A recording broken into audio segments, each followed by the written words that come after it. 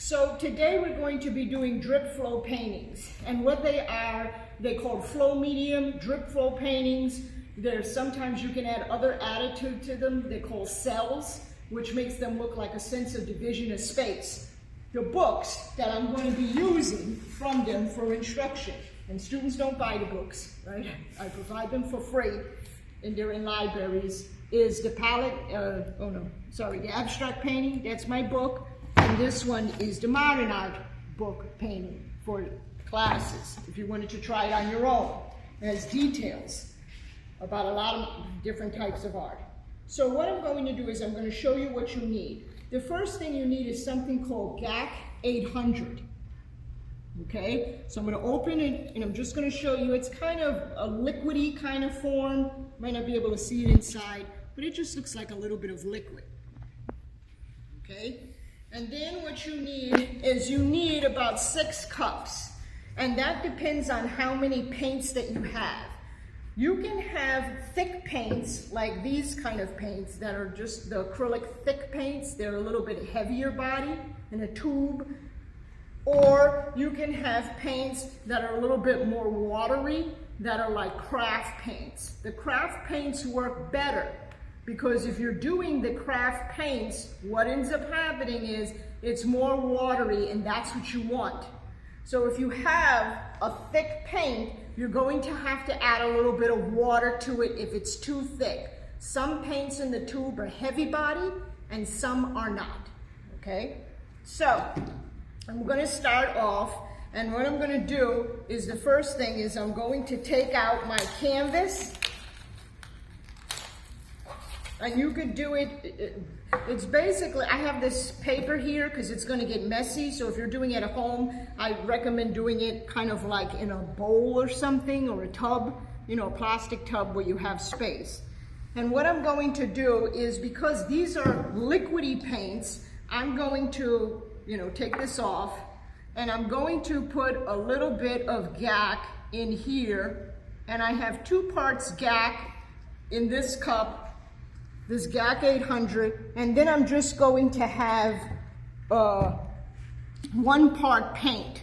So I'm taking the paint and I'm just kind of putting it in here, and you can measure it, I do it like when I'm cooking. We don't measure, we just, we know what we're doing.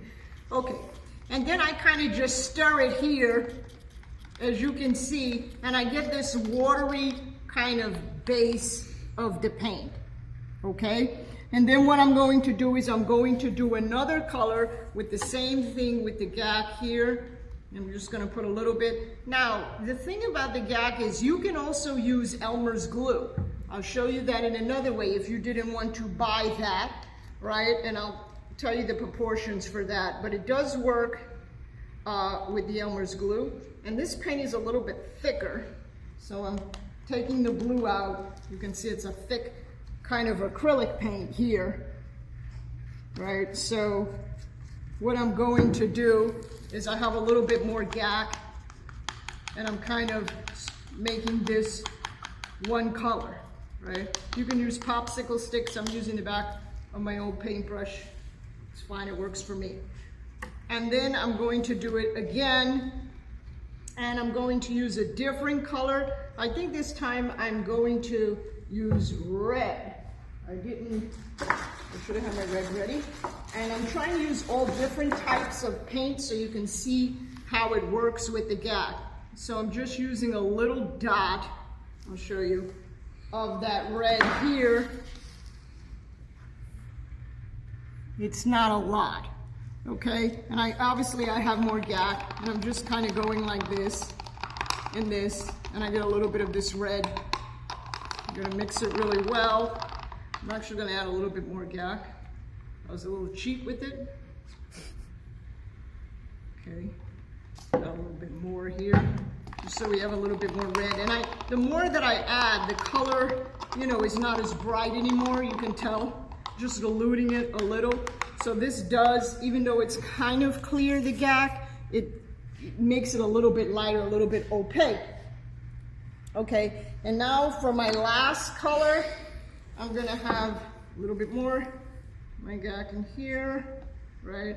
And I'm going to use some of this bright lime green. Right over here. And I'm going to stir it.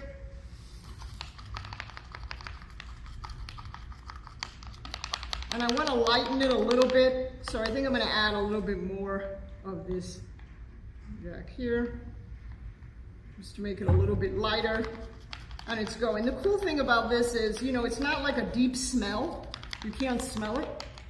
You know, the students are nodding their heads. You can't see them. they're yes, agree. So you have these colors here. And now I'm going to, you don't have to do this, but what I'm going to do is I'm going to coat this with a little bit of GAC first. So I'm going to put this here. You don't have to put the GAC here. You could also put like acrylic if you wanted to, wet acrylic paint on it if you wanted to put some white acrylic paint on top. And what I'm going to do is I'm going to put now white in here. So I'm going to have a lot of white here. Some white paint here. And I'm going to put the last of my bucket here. Just a little bit more. Okay. So now I have all of these colors kind of ready to go. Okay. This one's a little bit thicker.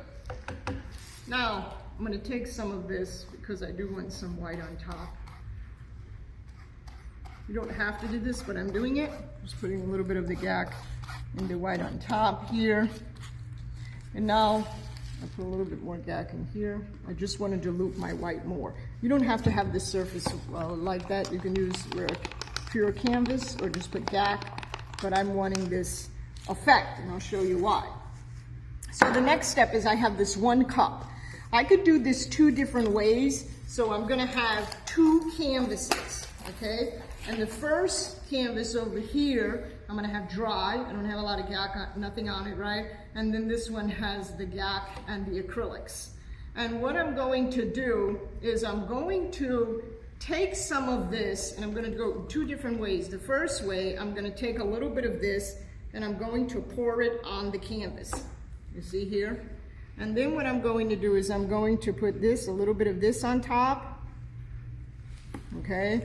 And a little bit of this, maybe around it, okay? And then I have a tiny bit of this, or maybe I'll put it like that, okay? And maybe a dot of that, okay? And then the next one, what I'm going to do is I have my white GAC here, and I'm going to put red. Okay, I'm going to put blue. And you want to save these because you can just add more GAC or paint to it. And students can reuse my colors if they want. And I end up with something like this. Okay, and then what I'm going to do is I'm going to take it and I'm going to pour this on the canvas. So you can see the different types of effects here. This one is with all of the things being mixed together, and this was the one where we poured it separately. Okay, now I'm going to show you. What I'm going to do is I'm going to take the canvas and I'm going to slowly move it toward me, right? And I'm going to move it away from me. Okay, and I'm going to keep doing that. And you can see what happens is if you put more GAC, the canvas will roll with the colors more. But the slower, you know, if you have less GAC like I did, I wanted to do it on the video just to show you what's happening here. Right, because sometimes students leave this and then they paint around it, or they just keep letting this go, okay? And you can cover the whole canvas, okay? But I'm going to stop now to show you the other thing. The other thing is this is a little bit more looser, and we did it. Remember, we didn't combine all the colors. We had the colors separately on top of each other, remember, on the canvas? And you can see the difference of how the colors are flowing together. And it's a little bit messy. It's going to be okay. and you're just kind of moving around. You don't know what's going to happen, right? That's kind of what happens with these kind of drip flow canvases. And you want to keep doing it until you cover the whole surface of the canvas, and it's drastically going to change. Remember, if I start moving this here, then this area that is red is going to start taking over in the blue. So everywhere, every way that you move it, you know, you can look at it and say, okay, where do I want this to happen? Which direction do I want it to go to make it work? Okay, so it basically depends. Okay, so the difference again is if you're having these kind of drip flow paintings and you want them separately where you're pouring them, or if you want all of the colors to blend together like that. Okay, and I'm gonna pretty much almost stop the demo, but before I do want to show you, if you're using regular rubbing alcohol or what do you call them, or dish liquid, there's other things that we can do with the dish liquid and the rubbing alcohol. If I put it in here, it makes something called cells, and it separates the paint, but you put a little bit. So I'll show you. Let's just do it in this cup. So this will be my cup. Can you do me a favor and get me just another cup in the back? Thank you so much. Okay, and so I've got some more gack here, and I think I'm going to do it with the red again. I really like the red. Okay, and I'm going to put more gack in here. And then what I'm going to do, thank you very much, you can just leave it there. And then I'm just going to put some more, and I'm going to stir it. And you can wear gloves if you like, you know, for the students' gloves, if they don't, you know, be safe here. You don't get it on your hands. It's a little messy. And then what I'm going to do is, so I have this, I'm just going to show you something. What I'm going to do is I'm going to separate this and put some of this in here. So now what we have is we have one red here, and we have a different red here. And in this red, I'm going to add a little bit of rubbing alcohol. Okay. And in this, I'm going to cover this back up. And in this red, I'm going to add a little bit of dish liquid, like maybe about 4 drops. 1, 2, 3, 4. Okay. And I've got that. And I want to make sure that I'm going to do that here. And I'm good. Let's use a new canvas for it, just so you can see the differences here. Okay, so it makes these kind of bubble things. So I'm going to put it here, and it's going to be loose, but I don't think I put enough. Okay. But you can see that separation of that space that happens, and it's thick. And now let's put this one, okay? And I'm going to let it dry.